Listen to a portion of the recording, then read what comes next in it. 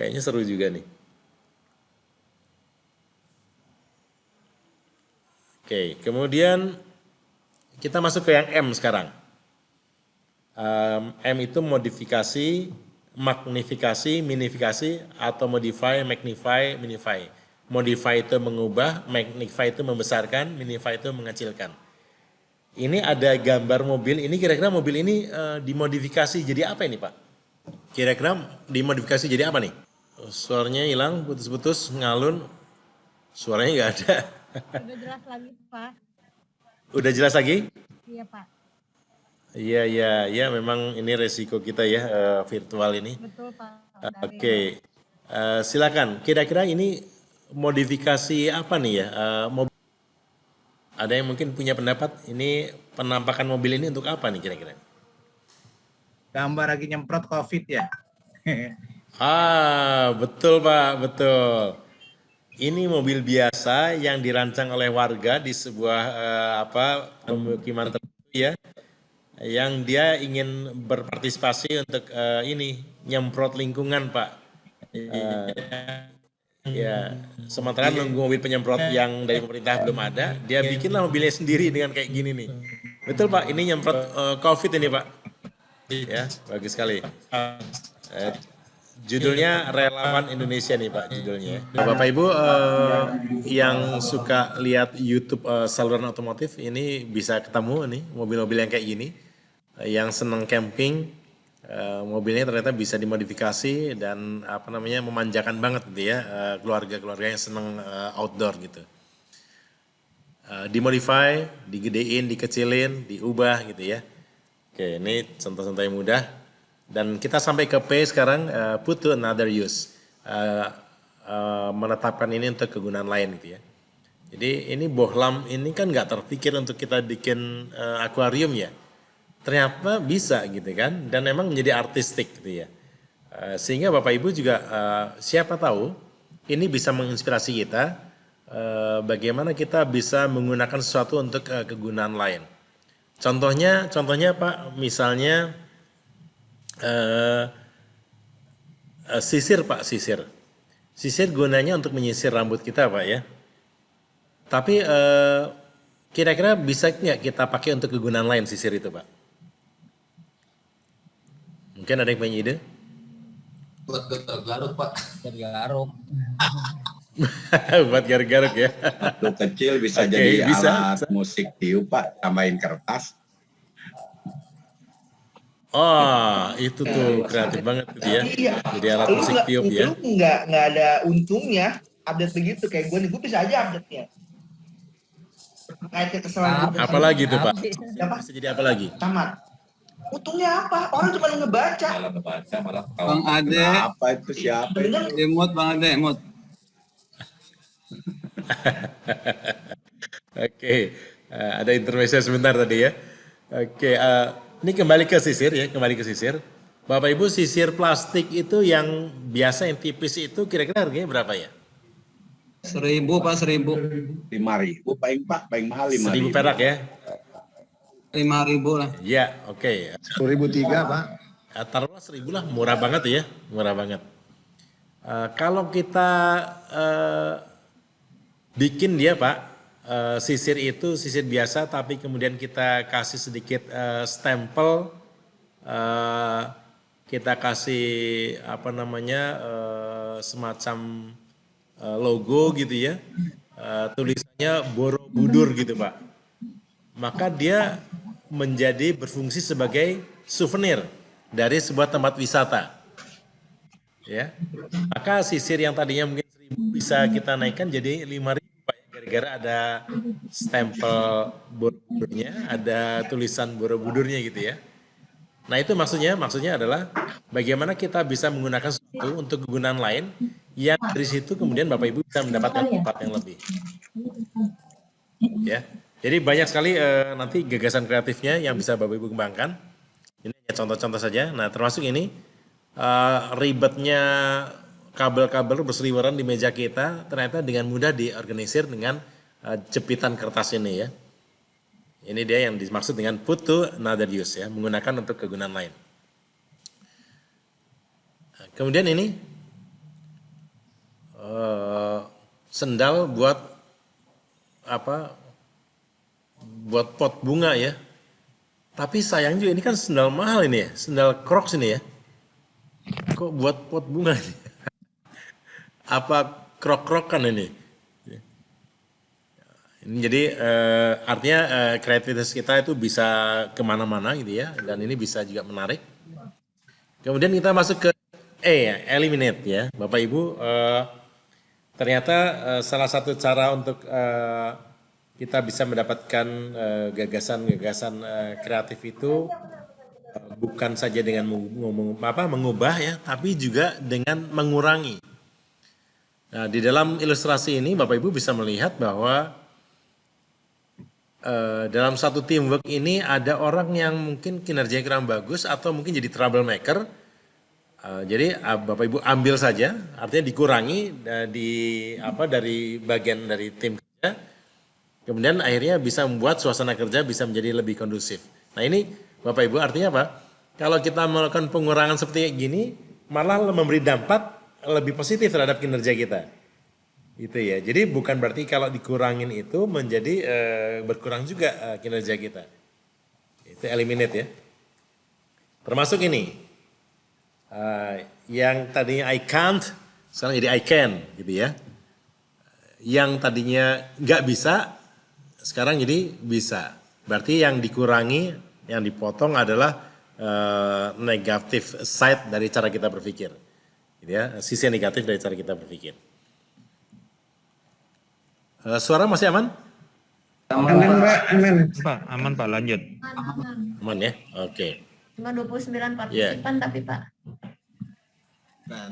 Oh nggak apa-apa. Jadi nanti satu persatu kita beri kesempatan untuk masuk.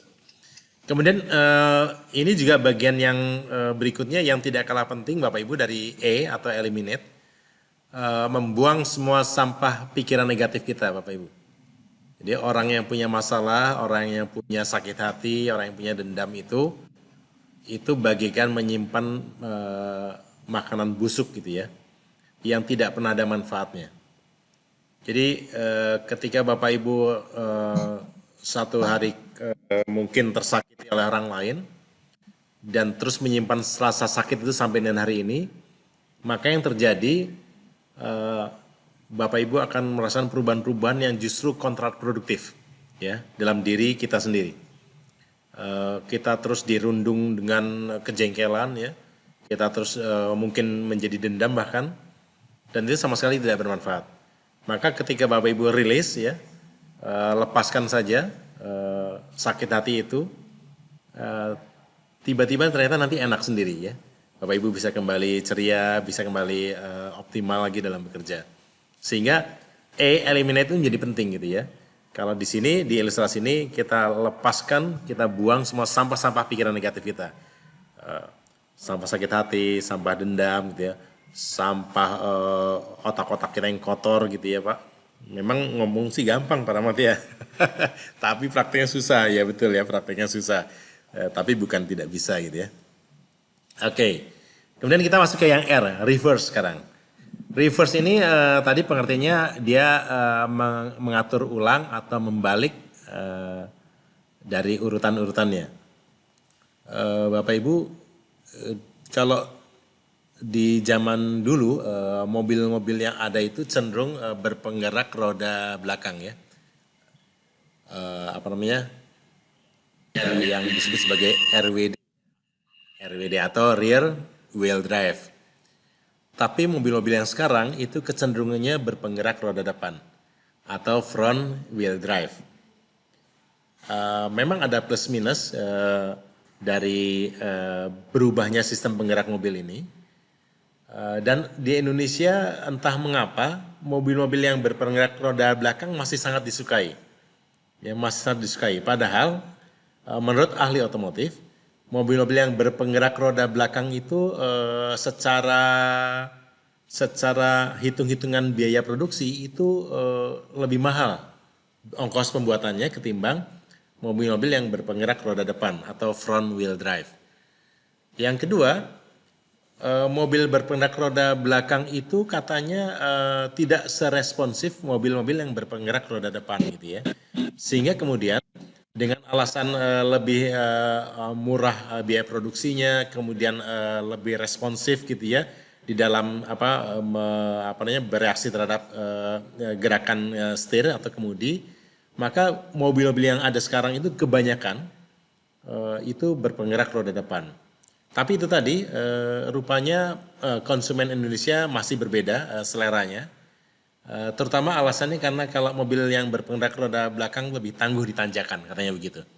Dan itu betul ya, karena ketika mobil dalam posisi menanjak, maka beban itu akan, titik beban akan beralih ke belakang, dan dengan traksi yang cukup, maka mobil akan bisa bertahan, bergerak di kemiringan. Sebaliknya, mobil yang bergerak roda depan kadang-kadang dia nggak dapat traksi ya, sehingga dia spin karena titik beratnya ke belakang, sementara roda yang mendorong bergerak adalah roda di depan. Dan saya juga pernah menyaksikan langsung bagaimana struggle-nya mobil-mobil bergerak roda depan itu dalam melibas tanjakan. Oleh sebab itu tidak heran kalau kemudian di Indonesia mobil-mobil yang berpenggerak roda belakang itu masih sangat laku, ya, masih sangat laku. Nah ini reverse ya, jadi memindahkan dari belakang ke depan. Oke. Kemudian contoh reverse yang lain, Bapak Ibu bisa bayangkan orang yang mendorong gerobak ini untuk naik tangga. Maka ketika didorong dia akan sangat kesulitan untuk bisa menggerakkan ini melalui anak-anak tangga ini ya. Tapi kemudian kalau dirubah, ditarik, ini jauh lebih mudah. Artinya ini menginspirasi kita Bapak Ibu, jangan-jangan memang ada hal yang harus dirubah di balik prosesnya, supaya itu bisa jauh lebih memudahkan dan bisa membuat kinerja menjadi lebih baik lagi. Termasuk ini adalah contoh reverse ya yang cukup baik. Kalau ada pasien emergency, kan prosedurnya nggak didata dulu ya, diselamatkan dulu baru didata gitu ya. Kalau pasiennya didata dulu sementara dia kondisi emergensi, mungkin bisa menyebabkan segala sesuatu menjadi terlambat. Ya ini sama ya kondisi reverse ya. Jadi selamatkan dulu baru administrasi menyusul. Nah ini Bapak Ibu contoh penerapan scamper. Di sini dikatakan kalau Bapak Ibu pengusaha es krim, ya Bapak Ibu akan melihat bahwa situasi saat ini masyarakat kita itu sangat aware dengan yang namanya kesehatan. Sehingga orang-orang yang memperhatikan diet makanannya, ya, pola makannya, menu makannya, maka Bapak Ibu tidak bisa sembarangan buat es krim yang hanya akan menambah gula dari konsumen gitu ya. Sehingga Bapak Ibu harus melakukan inovasi. Harus berpikir secara kreatif apa yang bisa dilakukan dengan es krim ini supaya bisa menarik minat masyarakat yang memperhatikan betul kesehatan. Nah, caranya dengan scamper, nah ini dia, misalnya dari sisi substitusi, bisa nggak susu almond dan kedelai menggantikan susu sapi untuk membuat es krim? Ya, jadi barangkali pertimbangannya susu sapi mahal gitu ya. Sementara almond dan kedelai lebih murah dan mungkin lebih sehat, mungkin begitu ya. Jadi kita perlu berpikir mencari pengganti. Itu dari sisi substitute atau substitusi. Kemudian dari sisi combine, bisa nggak ya es krim almond itu atau kedelai itu cocok dikombinasikan dengan roti gitu ya, seperti sandwich gitu. Siapa tahu dengan kombinasi ini bisa membuat produk kita lebih menarik. Dari si adabnya, disesuaikan apakah kontur atau komposisi es krim ini sudah cocok dengan selera konsumen atau belum gitu ya. Ada konsumen yang mungkin es krim yang terlalu lembut nggak suka, ya dia pengennya agak yang keras-keras gitu ya. Atau bahkan yang keras nggak suka, pengennya yang lembut-lembut. Nah itu diadaptasi sesuai dengan preferensi konsumen kita. Kemudian modify. Modify artinya diubah ya. Apa rasa yang bisa diterima oleh konsumen? Apa misalnya perlu ditambah gitu ya dengan rasa es tradisional kayak doger, cendol dan sebagainya. Nah, sehingga Bapak Ibu es krim kita menjadi es krim yang punya cita rasa yang berbeda dari es krim yang lainnya. Kemudian put to another use. Apakah es krim ini dapat dinikmati oleh berbagai kalangan selain yang perhatian kesehatan? Artinya kalau selama ini Bapak Ibu fokus pada es krim untuk konsumen secara umum saja, maka Bapak Ibu ingin mengubah peruntukannya, yaitu es krim ini bisa jadi cemilan yang sehat buat orang-orang yang memang sangat memperhatikan kesehatan badan mereka gitu ya. Kemudian dari sisi eliminate, Bapak Ibu akan berpikir apa ya yang perlu dihilangkan dari es krim ini supaya dia mungkin menarik atau lebih nyaman atau lebih murah biaya produksinya. Misalnya di sini menyederhanakan tampilan cup es krim biar nggak terlalu lebay misalnya gitu ya.